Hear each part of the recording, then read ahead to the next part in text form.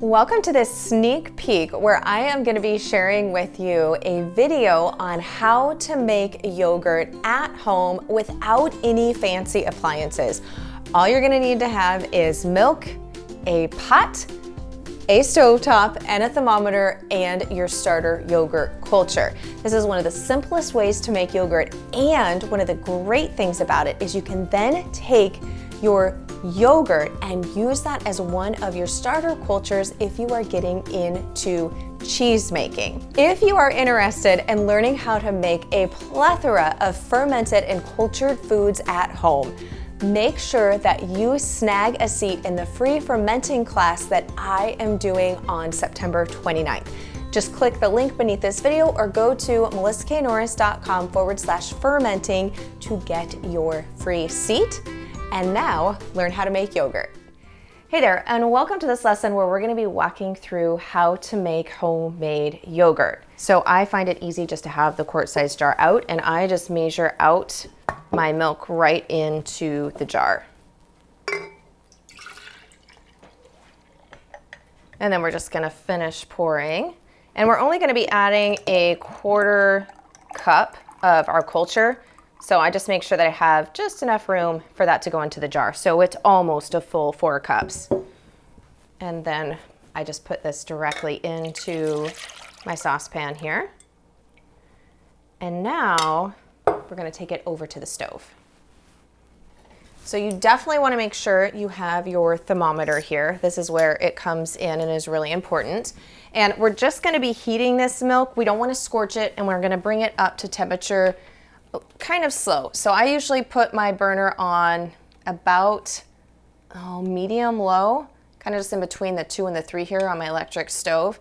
In order to get a nice thick yogurt, we're going to be heating this to 180 degrees Fahrenheit and then keeping it at that temperature for about 15, you can do like 15 to 30 minutes. I usually do about 15 to 20 minutes just because I really have the patience to let it go a full 30 minutes. This usually takes about 15 to 20 minutes or so to heat up, so just keep an eye on it, and you want to make sure that you're stirring your milk periodically so that you are getting a true accurate temperature and moving that thermometer around in the milk.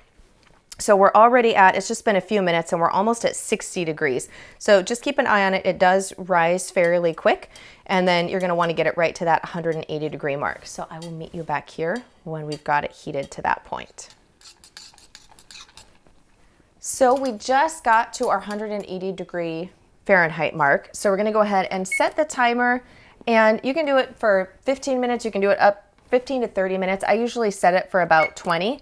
And I'm gonna turn the temperature down just a little bit, because after it's reached this 180 degrees, if I don't kind of put it towards the low, in between like 1 and low, it will continue to rise.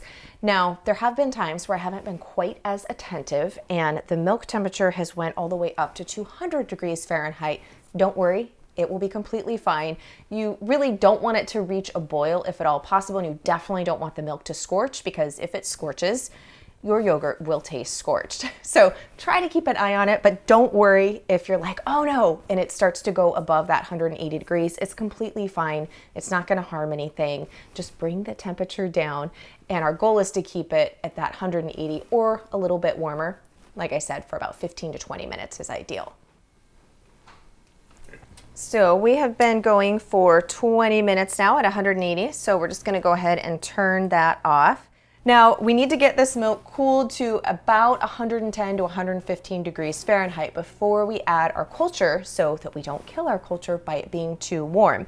If there's days where I'm just home and I've got all the time in the world, then I have just left my milk on the stovetop, let it cool down to that 110, and then add my culture. But on days where I might be in a little bit more of a hurry, or I've got other things to do where I'm not gonna be home or in the house where I can make sure that I'm catching it while it's still at that warm temperature of 110 to 115 degrees, then you can move it over to, you can put it in an ice bath, which I rarely have that much ice on hand. We don't have an ice maker.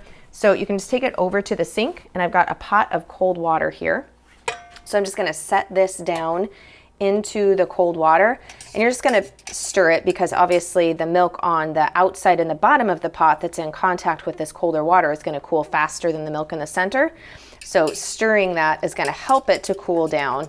And it usually takes about, 10 to 15 minutes or so for it to cool down to that 110, 115 mark. So we're just going to let this sit in that cold water and come down to temp. Okay, so we have gotten our milk cooled down to 110 degrees Fahrenheit. So I just like to pour in to my jar. I usually pour it about halfway full. And then I'm going to go ahead and add in my culture.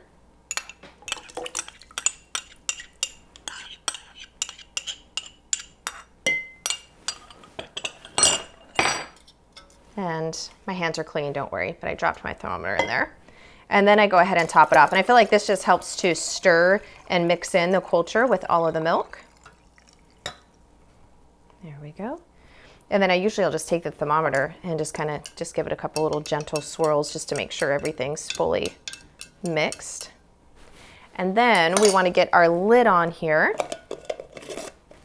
And then we want to wrap this up with our thick kitchen towel because our goal is to hold that 110 degrees Fahrenheit temperature during the incubation period for ideally 8 hours.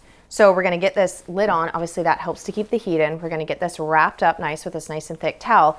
Then you've got a couple of options for where you're going to be incubating your yogurt.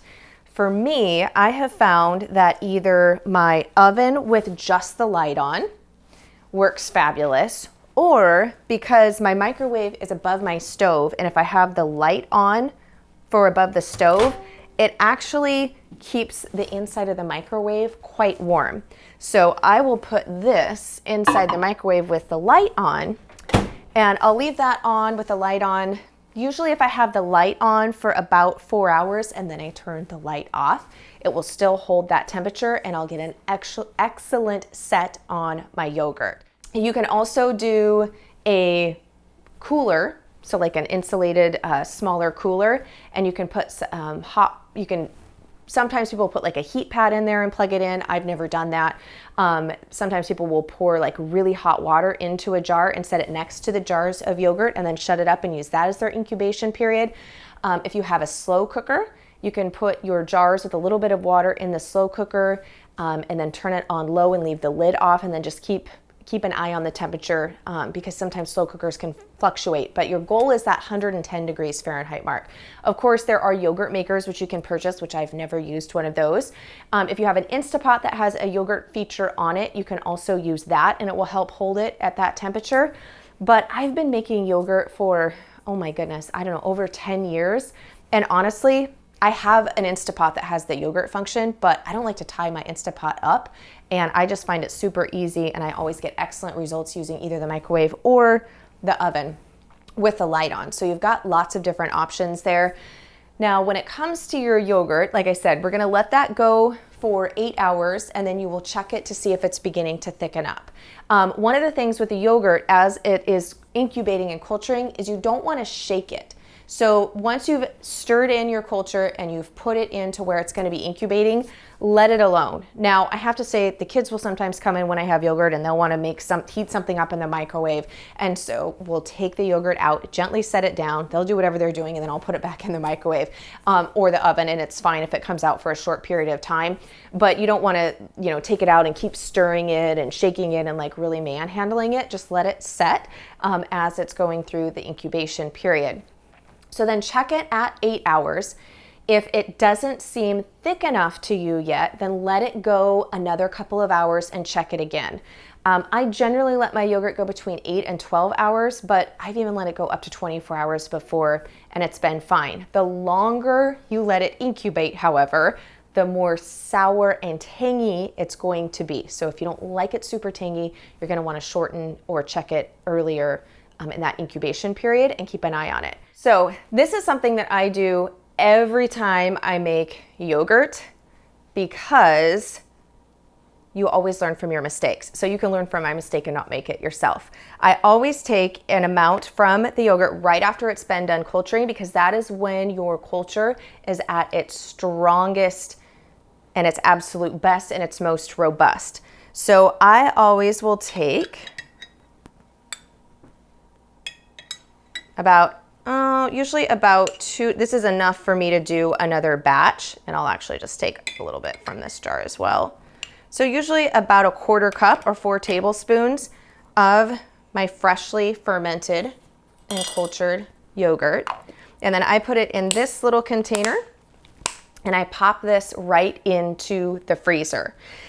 Now this yogurt, I'll just put the lids on and we'll put it straight into the fridge.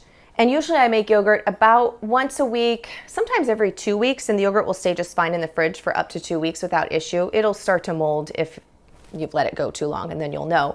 But if I wait a week, or say I wait 2 weeks and then I go to make yogurt again, my culture isn't as strong. So I like to do this. And I've had in the past where some other members of the family, well, I'd like to blame it on them, but it could have perhaps been me, went to use the yogurt in a recipe and to make something and used all of it and forgot to hold some of it back. And then I lost my whole strain of my Bulgarian yogurt and I had to order a whole new one. So to avoid ordering or going and purchasing more yogurt in order to start your own, just make sure that you always take a small amount back for your next batch and pop it in the freezer. Then when I go to make yogurt, you just take it out and thaw it on the countertop for just until it's not frozen anymore. It usually just takes this small amount, only takes an hour or 2. So I just pull it out the day that I'm gonna make yogurt in the morning, and then I'm ready to go by the afternoon. If you want the printable version with all of the different resources and links, make sure that you click the link beneath this video and you can go to the blog post over at melissaknorris.com and get access to all of that, including, if you didn't do it already, a seat for free in my fermenting class.